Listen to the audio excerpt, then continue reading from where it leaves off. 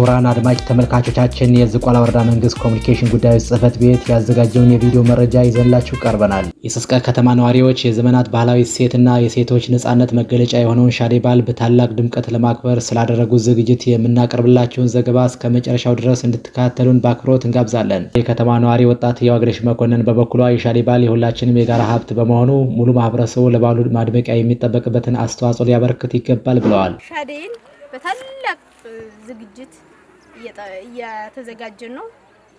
ሻዴ ከመስቀል ከድኮት ከድሪ ሁሉም ይኸው እንደምታዩት አልባሳቶችን በሙሉ እያዘጋጀን ቅድመ ዝግጅት እያደረግን በየሰፈሩ ሻዴ አሸንዳ እያልን ትውልድ ከመጤ ማህበረሰብ ለመከላከል ምን ማድረግ አለብን? ህብረተሰቡ በምክር በምን የተለያዩ ነገሮችን የሚያደርጉትን ነገሮች እንዴት አድርገን እንገድባቸው? በቃ ከሱሪ ካርቲ ከተለያዩ ነገሮች ሻዴ በዓል የነጻነታችን ነው፣ የነጻነታችን ቀን ነው። ምክንያቱም ሻዴ ሲመጣ እኛ እንደፈለግን ነው የምንባረቀው። ምክንያቱም ሻዴ ማለት የነጻነት ቀናችን በቃ የተለያዩ ነገሮችን የምናደርግበት ነው። ምክንያቱም የት ዋላችሁ የት አመሻችሁ የሚለን የለም። የሻዴ የነጻነት ቀናችን ነው። በደንብ እንደፈለግን የምንሆንበት ከተለያዩ በዓሎች በድምቀት የምናከብረው ሻዴ ነው። ሻዴ የሴቶች ቀን ነው። የሻዴ በዓል በተለይ ለሴቶች ያለው ቦታ ልዩ መሆኑን ያነሱት ወይዘሮ አባታመነ በዓሉ የሴቶች የነጻነት የደስታና የመብት መገለጫ በመሆኑ በጉት የሚጠበቅ ነው ብለዋል። ብቻም ሳይሆን እያሳለፍንም ስለመጣን ወጣቶች እንደ ወጣትነታችን ትልቆችም እንደ ትልቆቻቸው የባህል ልብሳችንን ቀድመን አዘጋጅተን ማለት ነው የምንሰራውን ተሰርተን የምንገዛውን ገዝተን ቀድመን ተዘጋጅተን ለሴት ልጅ የሚደረገውን ሁሉ ቤተሰብ ራሱ ምንም እንትን ሳይሉ ስጡን ያንን እየሰጡን እየገዛን እየለበስን እያያዝን ያው እንግዲህ ነሐሴ 16 እስከ 21 በድምቀት በሴቶች በተለይ በሴቶች በወጣቶች እና በእናቶች የሚከበር በዓል ስለሆነ አሁንም ለዛ የቅድመ ዝግጅቱን እያደረግን እንግዲህ ከዝቋላ ወረዳ ከተማ እንገኛለን። አክለውም የባህል አልባሳትን በመልበስ አምሮና ደምቆ መገኘት የማንነት መግለጫ ከመሆኑም በላይ ለአእምሮ ትልቅ እርካታና ደስታን እንደሚፈጥር ገልጸዋል። ያው እንግዲህ የዝቋላ ወረዳ ወጣቶች ወይም ደግሞ የአጠቃላይ የሀገሪቱ ወጣቶች ሴቶችም ሆነ ወንዶች ማለት ነው ወንዶችም የወንዶቻቸውን ቁምጣም ሆነ ምን ሆነ አዘጋጅተው ለብሰው ሴቶችም እንዲሁ የባህል ልብሳችን ድሮ ቤተሰባችን ወይም ደግሞ ወላጆቻችን ያረጉትን እያረግን በወጣትነት እና በእናትነታችን የምናሳልፈውን ጊዜ ወይም ደግሞ ባህል እያሳየን ሻዴን በድምቀት እና በቃ በከባድ በዓል እንድናሳልፍ ለዝቋላ ወረዳ ዝግጅት እያደረግን ስለሆነ እገልጻለሁ።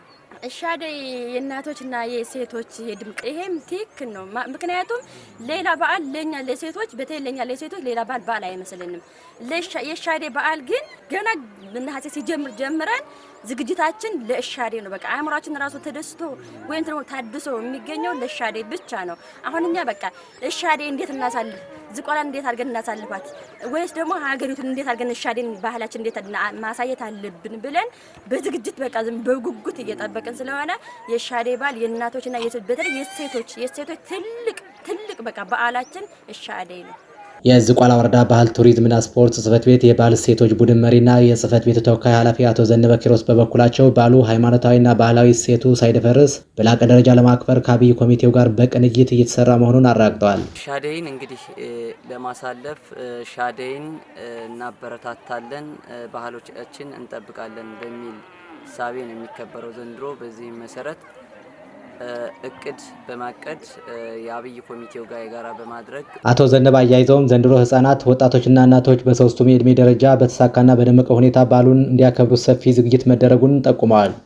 ህጻናት፣ ወጣቶችና እናቶች በሶስቱም አይነት ለማሳለፍ የተለያዩ የቅድመ ዝግጅት ስራዎችን እየሰራን ነው የምንገኘው። የሻዴ በዓል በየዓመቱ ከነሐሴ ወር አጋማሽ የሚከበር የሴቶችን ማህበራዊና ባህላዊ ክብር የሚያጎላ ሴቶች በነጻነት የሚጨፍሩበትና አምሮ የሚታዩበት ደማቅ የኢትዮጵያውያን የጋራ ሀብት ነው ብለዋል። ያ ብቻ አይደለም። ከቀበሌ እስከ ወረዳ ከወረዳ እስከ ዞን የሚሄደውን እያንዳንዱ የሻዴ ተጫዋች ባህሉን ጠብቆ እሴቱን ጠብቆ አለባበሱን ተፈጥሮ የሰጠውን ጸጋ ተጠቅሞ ማሳለፍ እንደሚጠበቅበት ይሄንንም በሚዲያ በኮሙኒኬሽን በተለያዩ በራሪ ጽሁፎች እየገለጽን ያለነው። ይሄ ዘመን አመጣሽ የመጤ ባህሎችን አርቲ በመጨመር ሌላ ነገር በማድረግ ባህሉን ሊበርዝ የሚችል አካል እና የምክር ሀሳብ ጭምር የሚሰጠው መሆኑን ግንዛቤ እየፈጠርን ያለነውና ባጭሩ ሻደይን ለማክበር በቃ የ50% 60% ተግባራትን እየፈጸምን ነው የምንገኘው።